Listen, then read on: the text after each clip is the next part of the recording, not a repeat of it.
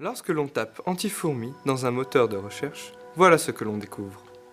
Il faut croire que ces petits hyménoptères font bien peur pour qu'on veuille les éliminer avec autant de produits chimiques et de pièges. Pourtant, les fourmis sont essentielles au bon fonctionnement d'un écosystème. Elles décomposent la matière organique morte.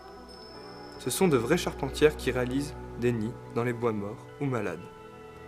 Elles mangent et se font manger au sein de chaînes alimentaires. Elles aèrent le sol.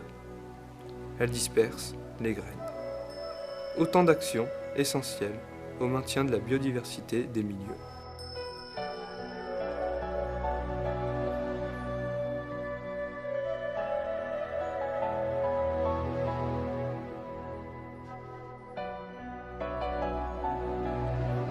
Au sein du club nature du lycée agricole d'Aix-Valabre, nous nous sommes alors demandé comment mettre en évidence le rôle essentiel de ces fourmis si mal aimées. On s'était dit peut-être un truc d'observation pour les fourmis, tout ça.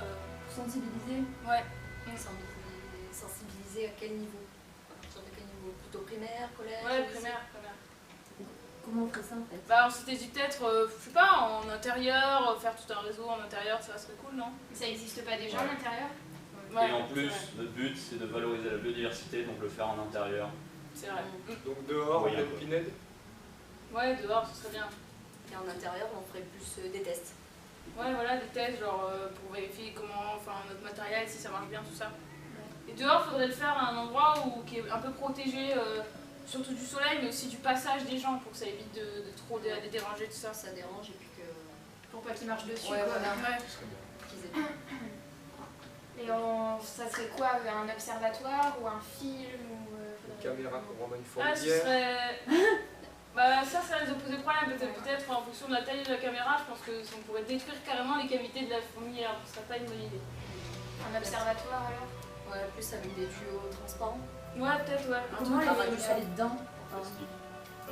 Une entrée, des ramifications qui vont à plusieurs endroits différents et voilà. Ouais, Une sortie. Une sortie. Ouais. Une sortie. Voilà, et des sorties à chaque Un truc ramification. à ras du sol, comme ça permet bien l'observation, mais ça les dérange pas trop, genre... Mais quand même légèrement au-dessus des herbes. Ouais, histoire qu'on puisse quand même les voir. observer.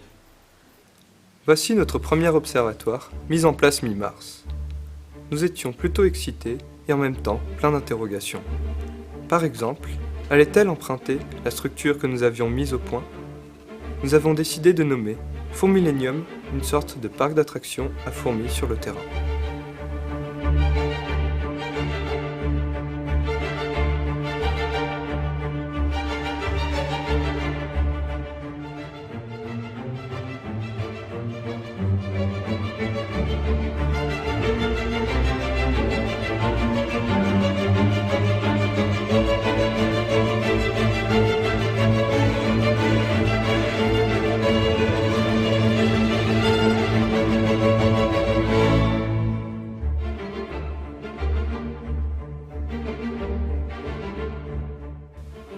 Si notre observatoire fonctionne, il aura alors un vrai rôle pédagogique. Nous avons créé pour l'occasion un petit guide avec une clé de détermination des principales fourmis de France. Il pourra permettre aux différentes classes du lycée de pouvoir observer, étudier et comprendre ces fourmis, mais pas seulement au lycée. Cet observatoire présente l'avantage d'être facilement reproductible dans les écoles, au sein des associations et des particuliers qui le souhaitent. Pouvez-vous vous présenter? Alors, je m'appelle Marco Barnier, je suis en seconde au lycée Sévigné. Je suis Emile Barrier, je suis en classe préparatoire ECE, pour les écoles de commerce. J'ai 19 ans. Je suis Brice Barrier, je travaille depuis maintenant bientôt plus de 40 ans. J'ai commencé ma carrière en tant que biologiste et maintenant je suis informaticien, je travaille chez Gemalto. Les fourmis, ça vous évoque quoi? L'organisation. Les fourmis, pour moi, c'est une société.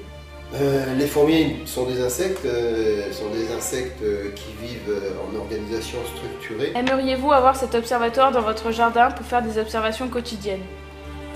Oui, pourquoi pas, ça peut être intéressant. Avoir cet observatoire dans mon jardin, ça pourrait être oui, amusant en fait. Ça pourrait, parce que je pense pas avoir les compétences pour les observer scientifiquement, mais les observer simplement dans une dimension oui, voilà, de plaisir, une dimension plaisir, ça pourrait être amusant. Si j'avais un petit peu de temps, je dis pas, c'est-à-dire avec 40 ans de moins, là maintenant les fourmis ne sont plus dans mon focus et personnellement je ne vais pas avoir besoin de cet observatoire. Pensez-vous que vous porteriez un autre regard sur les fourmis grâce à cet observatoire? Cet observatoire est quand même super bien fait. J'ai été épaté de voir avec quel soin il est réalisé et ce qu'on peut observer dans le comportement des fourmis. On peut même reconnaître les différents rôles de la hiérarchie. C'est vraiment épatant.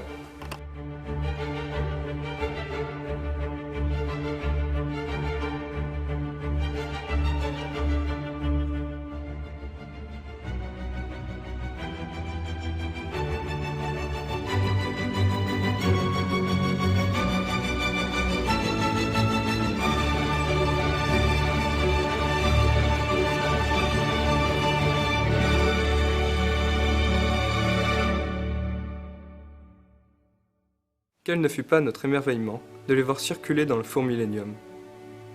Elles sont là, si petites et pourtant si majestueuses. Nous sommes silencieux à les suivre, à observer là où vont les fourmis.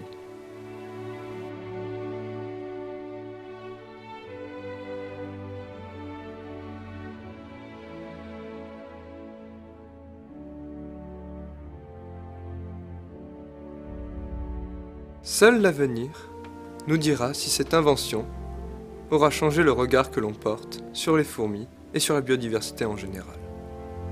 Avec notre fourmillénium, nous espérons, bien sûr, pouvoir nous demander là où vont les fourmis et pourquoi pas, avec elles, où nous allons tous.